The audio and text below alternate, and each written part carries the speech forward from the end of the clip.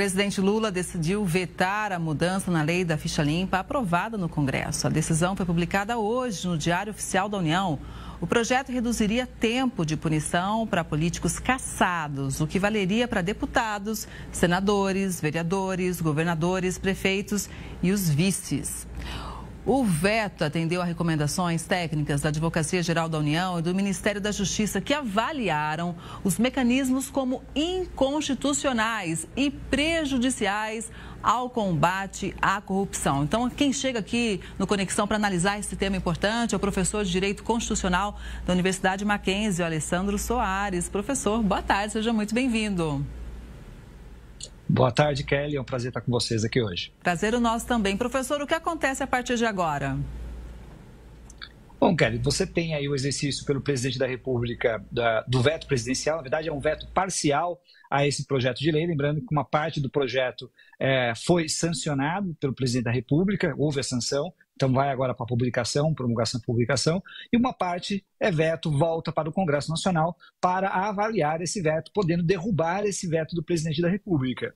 E, naturalmente, nessa avaliação, veja, foi um veto que foi realizado por razões jurídicas. É claro, poderia ter sido um veto puramente político, de dizer que é contrário ao mérito do projeto, poderia. Mas o que nós temos ali são algumas argumentações realizadas pelo presidente da República, com base em parecer da Advocacia Geral da União, pela inconstitucionalidade desses dispositivos. São 2 dispositivos, aliás, são uns 4, 5 dispositivos que são considerados inconstitucionais, que foram considerados inconstitucionais pelo presidente da República e sofreram, então, esse veto que vai agora para o Congresso Nacional. O Congresso Nacional pode derrubar ou não? Além disso, os partidos também podem provocar alguma ação? Olha, poder pode. O que vai acontecer basicamente nesse exato momento vai ter a avaliação do Congresso Nacional. Se esses vetos forem derrubados, eu acredito que poderá haver ações judiciais. Lembrando que nós estamos num contexto muito peculiar, né, Kelly? Um contexto no qual você tem já uma opinião pública muito fortemente crítica ao Congresso Nacional, uma imagem já um pouco desde a PEC da blindagem, aquelas manifestações de rua que nós tivemos há pouco tempo. Então, esse contexto talvez influencie aí na decisão dos parlamentares, mas de todo modo eles têm aí autorização para derrubar esse veto presidencial e provavelmente algum partido político deve judicializar, porque é possível que você questione a constitucionalidade dessa lei, e não só, olha só, não só disso que foi derrubado, o veto que foi derrubado, se ele for derrubado, mas também todo o projeto de lei inteiro, ele poderá ser questionado quanto à sua constitucionalidade perante o Supremo Tribunal Federal. Ou seja, em última análise, o que nós vamos ver logo mais, talvez mais uma vez, a judicialização de uma questão política intrincada e que está relacionada à separação de poderes e à relação entre executivo, legislativo e poder judiciário, Kelly. Pois é, e se isso acontecer de fato, acaba deixando a relação entre os poderes sempre mais complexa, mais tensa. Isso não contribui em nada para o nosso país, né? Para a democracia do nosso país, inclusive. E a gente lembra que o próprio nome da lei diz tudo, Lei Ficha Limpa, né? Então resta a gente entender por que muitas vezes os parlamentares querem flexibilizar ou trazer mais proteção para si próprios, né?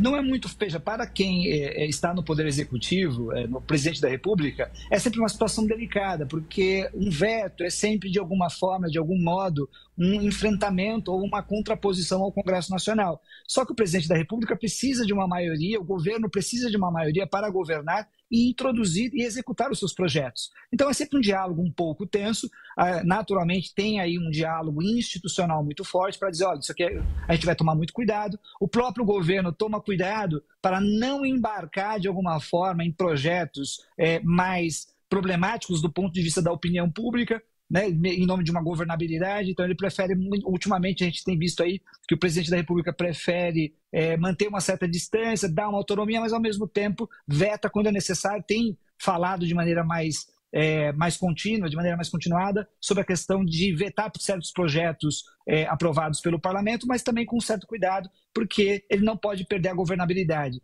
Isso leva em consideração muito, Kelly, também como a opinião pública está com o presidente da República e com o governo. Quando o governo vai bem, ele consegue fazer mais coisas, contrapor mais o legislador, o legislativo. Quando isso não acontece, ele tem mais dificuldade, ele tem que negociar, às vezes não consegue vetar e joga na mão do Congresso Nacional, mas de alguma forma acaba também compartilhando a responsabilidade com relação ao projeto, e é esse o cuidado que o Executivo tem nesse exato momento. Olha, então eu acho que a chave de tudo está realmente numa maior conscientização de cada brasileiro para acompanhar como que o Executivo, enfim, como que o Congresso Nacional também trabalha, quais pautas são votadas e de que forma, como que essas pautas chegam para votação, porque pelo que a gente escutou agora do senhor, existe realmente um toma lá da cá, né? O presidente fica com receio de vetar e contrariar muitos parlamentares, mas porque o governo também precisa pôr pauta importante para votação, para fazer o país girar.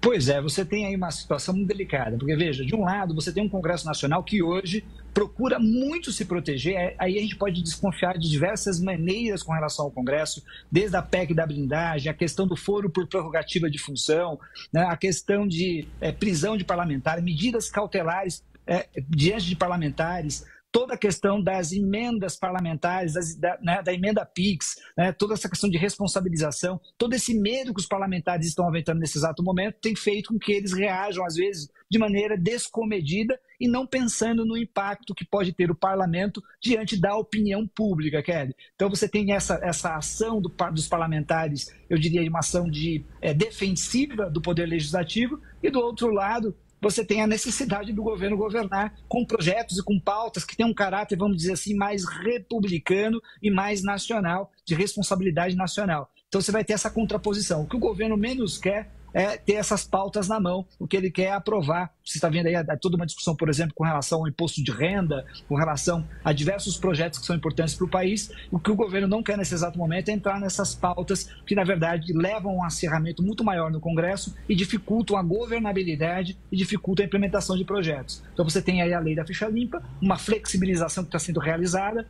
É verdade que alguns debates desses são até legítimos, mas outros parecem muito pouco legítimos do ponto de vista republicano e da isonomia, Kelly. Por isso que a gente tem que estar de olho e acompanhar tudo de perto. Muito obrigada pela análise, professor. Uma boa tarde e até a próxima.